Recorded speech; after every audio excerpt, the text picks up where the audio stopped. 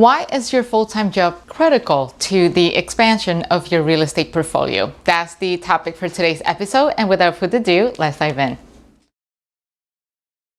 Hello everyone, and welcome back to another episode. For those who are tuning in for the first time, this is your channel for real estate education. So today we're going to talk about your full-time job. Why is it important? And the reason why I decided to create an episode about this topic is because I keep hearing over and over again from a lot of people that they cannot wait to quit their full-time job just so they can dedicate all of their time to real estate. Well, that's not necessarily bad. You have to be careful when you are in building mode, because what happens? Banks love W-2s. And I'm sure that if any one of you have already applied for a mortgage, you will remember that at some point when you first apply for that mortgage, the first thing they ask for you is copies of your W-2, whether it was the last 2 or the last 3 pay stubs, or maybe the last 30 days of your W-2.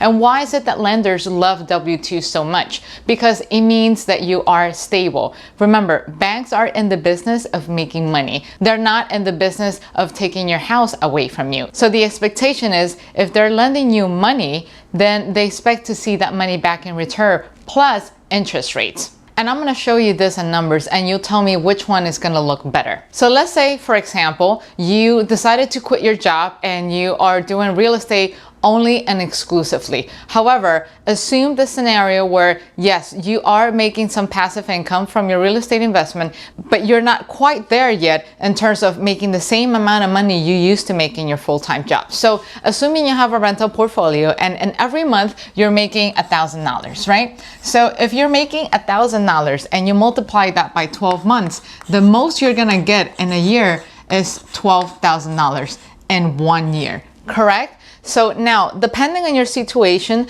the lenders can lend up to 3 to 4 times your annual income. So if you're capped in this number, meaning $12,000 a year, and assuming that your credit is perfect and everything is great, let's say the bank is willing to lend you up to 4 times your income. So we multiply this number by 4, and that means the most the bank can lend you is $48,000 for a mortgage. So you see where this leaves you? You have only $48,000 to invest. But let's say you decided to keep your job. And yes, it's a lot of work. Sometimes you don't get enough sleep. But remember, it's a short-term sacrifice, maybe for the next 2, 3, or even 4 or 5 years, depending on how much you actually want to grow your real estate portfolio, and also depending on the type of responsibilities you have. So for example, you may have a family with children, and therefore you have to worry about feeding your children. But for people like me who don't have any children, maybe I can sort of like get away with it a little. But again, it all depends on how much you want to grow your real estate portfolio. So let's assume that you decided to keep your full-time job,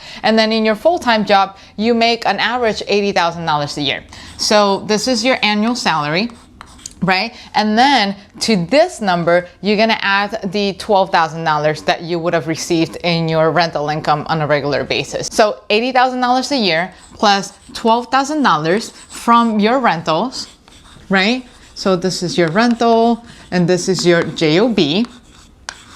And in total, you're actually making $92,000 a year. So out of $92,000 a year, assume that you have the great credit, the perfect credit, and the bank decides to lend you up to 4 times your annual income. So you're gonna multiply this number by 4, and what you're gonna get is $368,000. Imagine comparing $368,000 to $48,000 a year. Would you rather get capped at $48,000, or would you rather get a buying power of up to $368,000? That's really a no-brainer, guys. So again, I know it could be a lot of work. I know sometimes it could be quite stressful because you feel that while you're at your job, it feels that you're somewhat taking time away from the building of your real estate portfolio. But mind you, for every 100 houses, you're gonna have to see at least 97 of them before you find maybe even 3 of those that are actually worth it. Doesn't mean you have to sit around waiting for that right house to come, or doesn't mean you have to go out there and check 100 houses while you're receiving no sort of income whatsoever while waiting for that house to come in. And think about it. I know a lot of people in social media are are saying, well, you don't need money for this, you don't need money to invest in real estate. But guess what? You do need some money. You do need money to pay your bills because you still have to eat. You do need money to pay for the internet because you still have to do some market research. And remember, even if you were to invest in real estate with zero money down, zero money whatsoever, what do you think that money comes from? You still have to repay that money back to the lenders or to the sellers who decided to do some sort of creative financing with you. So unless you think that your rentals can pay the lenders and also satisfy your financial needs on a regular basis, chances are you will need this full-time job. And it's not so bad. You're getting a job with benefits. You're getting a job that is allowing you to expand a lot faster as opposed to you not having one.